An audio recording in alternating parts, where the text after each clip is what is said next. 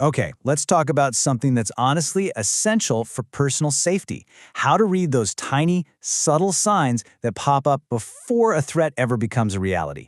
You're about to see that what feels random is, a lot of the time, part of a pretty predictable pattern. So, let's just dive right in with a huge question. Are physical attacks really random? I think most of us kind of think they are, right?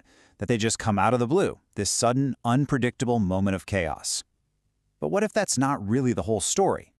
Well, here's the thing, the reality. And all the data that experts have studied, it all points to something very different. The key takeaway is that danger is almost never spontaneous. More often than not, it's like there's a script, a whole sequence of observable behaviors that attackers follow whether they even realize they're doing it or not. So let's learn how to read that script. So, where does this script even begin? Well, it all kicks off with how an attacker chooses who they're going to go after. And trust me, this is no random choice. It's a very deliberate process. You can think of it as a shopping phase. I mean, someone who's just moving through a crowd, they're just trying to get from point A to point B. But someone who is scanning a crowd, they're looking for something. Or, more specifically, someone. They're on the hunt for an easy target. And that usually means someone who's totally distracted, head down in their phone, or maybe cut off from the world with headphones on.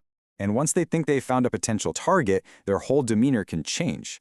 This is where you might see something known as the predatory stare. Now, this isn't just some casual glance. We're talking about a fixed, intense gaze where they barely even blink. It's a really powerful, nonverbal sign that the whole dynamic has just shifted. So what's really going on in their head at that moment? It's this deep psychological shift where the attacker has basically dehumanized their target. And this is pretty chilling. They've stopped seeing you as a person and started seeing you as an objective, a thing they need to get or a problem they need to solve. It's a really vile concept to wrap your head around. Okay, so a target has been selected. Now what?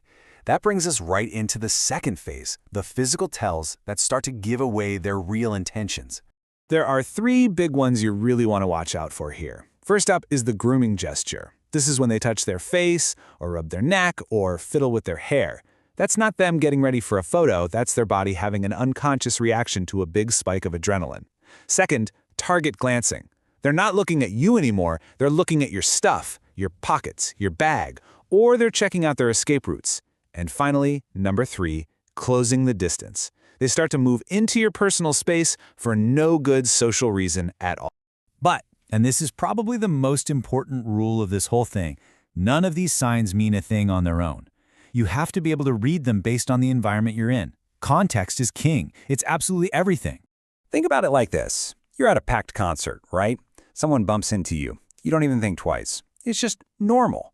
But now, picture this. It's 11 p.m. You're on a pretty empty street, and someone starts mirroring your pace, matching you turn for turn. That exact same action suddenly becomes a massive red flag. The behavior didn't change, but the context changed its meaning completely. Okay, so we've got all this information. What do we actually do with it? Well, that leads us to the most practical part of all this. Your single greatest defense isn't about knowing how to fight. It's simply about awareness. The whole goal is to shift your mindset. See, most people walk around in what's called condition white, completely unaware, head buried in their phone, totally oblivious. The aim isn't to become paranoid and jumpy. It's just to live in condition yellow. And that's simply a state of relaxed awareness. Your head is up, your eyes are moving, you're just casually taking in what's going on around you. You're not looking for trouble, but you're also not an easy target anymore. And this ties into something we all have. Maybe the most powerful tool in our arsenal. You know that gut feeling you get sometimes? That little voice in your head that just says, something's not right here. That's not magic. That feeling is your subconscious, this brilliant pattern recognition machine in your brain, picking up on these exact indicators before your conscious mind has even had a chance to figure it all out. So here's the real takeaway. You have to learn to listen to that instinct. As we finish up, just try it. Take a second. Look up from your screen. Look around you. What do you see? What do you hear? And most importantly, what is your gut telling you right now? Trusting that feeling is your first and your best line of defense.